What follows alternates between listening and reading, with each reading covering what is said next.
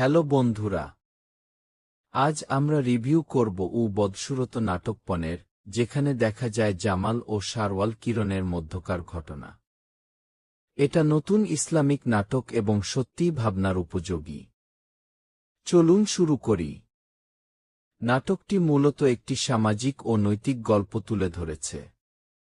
জামাল চরিত্রটি যেভাবে তার ভুল কাজের ফলে বিপদের মুখোমুখি হয়, তা দেখায় কিভাবে মানুষ সত্য ও ন্যায়ের পথে ফিরে আসতে পারে। শারওয়াল কিরণ চরিত্রটি নাটকটিকে নৈতিক দিক দিয়ে শক্তিশালী করেছে, দর্শককে শিখিয়েছে ধৈর্য, সহানুভূতি ও ঈমানের মূল্য। জামালের অভিনয় সত্যিই চোখে পড়ার মতো। তার চরিত্রের পরিবর্তন, ভয়, অনুশোচনা এবং পুনরুত্থান খুব প্রাঞ্জলভাবে ফুটে উঠেছে। শারওয়াল কিরণ এবং অন্যান্য চরিত্ররা নাটকটিকে প্রাণবন্ত ও প্রাঞ্জল করেছে।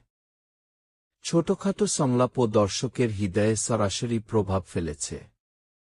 নাটকের দিশানির্দেশনা খুব সাবলীল।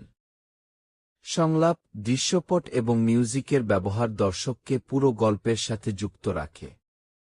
ব্যাকগ্রাউন্ড এবং দৃশ্যগুলোর ব্যবহার গল্পের মনোভাবকে আরও দৃঢ় করেছে। মোটকথা, বদসুরত নাটক পনের কি একটি প্রেরণামূলক ইসলামিক নাটক যা দর্শককে নৈতিক শিক্ষা ও ঈমানের গুরুত্ব মনে করিয়ে দেয়। জামালের আচরণ থেকে আমরা শিখতে পারি, ভুল করলে ক্ষমা চাইতে এবং সঠিক পথে ফিরে আসতে কোনো দেরি করা ঠিক নয়। এগিয়ে অবশ্যই দেখা উচিত।